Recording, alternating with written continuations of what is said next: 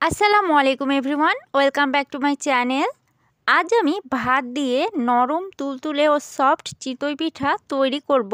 ভাত দিয়ে যে এত সহজে ও এত তাড়াতাড়ি চিতই পিঠা তৈরি করা যায়, যেটা আপনারা না তৈরি করলে বুঝতেই পারবেন না। তাহলে চলুন কথা না বাড়িয়ে চলে যাচ্ছি মূল রেসিপিতে। আর ভিডিও ভালো লাগলে অবশ্যই একটি লাইক দিয়ে ভিডিওটি দেখা শুরু করুন। এই চিতই পিঠা তৈরি করার জন্য প্রথমে এখানে আমি নিয়ে নিচ্ছি 1 মুঠ ভাত, আর এই ভাতটা ব্লেন্ডার করে নিব।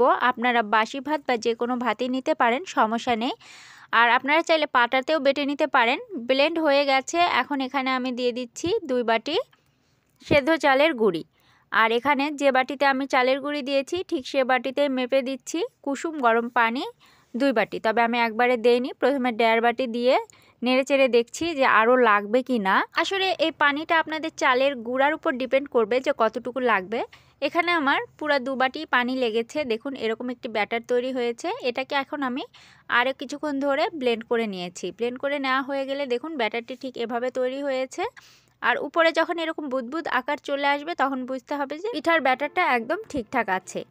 তারপরে আমি আপনাদের বোঝার সুবিধার্থে একটি চামচ দিয়ে তুলে ব্যাটারটা দেখিয়ে দিচ্ছি। ঠিক এরকম ঘনত্বের ব্যাটারটা তৈরি হবে। এখানে আমি লবণ দিয়ে দিচ্ছি 1 চামচ পরিমাণ। আপনারা স্বাদ মতো লবণ দিয়ে দিবেন। এই পিঠাটা আমি দুধে ভিজাবো না, এমনিতেই খাবো। এজন্য এখানে আমি কাঁচামরিচও অ্যাড করে দিচ্ছি। তাহলে ঝাল ঝাল পিঠাটা খেতে অনেকটা ভালো লাগবে। গরম গরম ঝাল পিঠা। এই পিঠাটা শীতের সকালে বা সন্ধ্যায় খেতে কিন্তু বেশ লাগে। যদি ভর্তা চাটনি তৈরি করতে না চান তাহলে মরিচ লবণ দিয়ে এভাবে ব্যাটারটা তৈরি করে নেবেন। পিঠাগুলোকে এখন ভেজে নিব। এর জন্য একটি মাটির কড়াই আমি চুলাতে বসিয়ে দিয়েছি।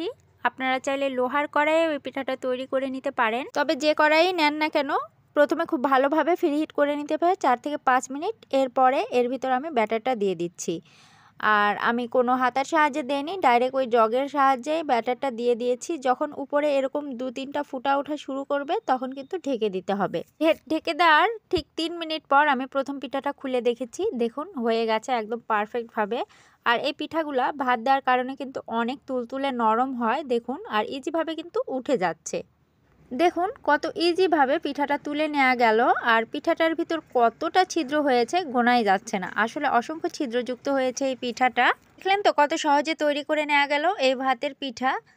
ঠিক একইভাবে আমি দ্বিতীয়বারও ব্যাটারটা দিয়ে দিচ্ছি আর একইভাবে পিঠাগুলো তুলে নেব। প্রথম পিঠাটা হতে একটু সময় বেশি লাগে, 3 মিনিটের মতো। পরের পিঠাগুলো 2 মিনিট 2.5 মিনিট এরকম সময় নিয়ে কিন্তু হয়ে যাবে।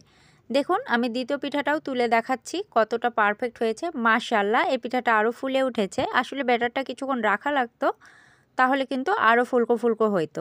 আপনারা পারলে একটু রেস্টে রাখবেন ব্যাটারটা। আসলে আমার হাতে সময় ছিল না, এজন্য আমি সাথে সাথে পিঠাগুলো তৈরি করে নিয়েছি। তারপরে মাশাআল্লাহ পিঠাগুলো অনেক সুন্দর হয়েছে আর সবগুলো পিঠাই হয়েছে পারফেক্ট। একে একে আমি সবগুলো পিঠা বানাচ্ছিলাম আর সাথে সাথে আমার পরিবারের লোকেরা একে একে পিঠাগুলো খাচ্ছিল। এজন্য পিঠাগুলো ঠান্ডা হবার কোনো চান্সই নেই। এরকম ঝাল লবণ দিয়ে পিঠা একবার হলেও তৈরি করে খেয়ে দেখবেন এই শীতে। আমার মনে হয় খুব ভালো লাগবে। আমার কাছে তো খুব ভালো লাগে ঝাল লবণের পিঠাটি। যদি ভর্তা চাটনি বানাতে ঝামেলা মনে হয় তাহলে এভাবে পিঠা বানিয়ে খেয়ে নেবেন। আর রেসিপিটি যদি তৈরি করে থাকেন তাহলে অবশ্যই আমাকে কমেন্টে জানাবেন যে কেমন হয়েছিল আপনাদের পিঠাগুলো। আর আমার রেসিপি ভালো লেগে থাকলে চ্যানেলটি সাবস্ক্রাইব করে দিয়ে পাশে থাকা বেল আইকনটিতে ক্লিক করে রাখবেন। তাহলে নিত্য নতুন ভিডিও সবার আগে পেয়ে যাবেন। তবে আজ আর কথা বাড়াচ্ছি না, আজকের মতো এখানেই বিদায় নিচ্ছি। পরবর্তী নতুন ভিডিও নিয়ে আবারও হাজির হয়ে যাব। সে পর্যন্ত সবাই ভালো থাকবেন, সুস্থ থাকবেন। আল্লাহ হাফেজ।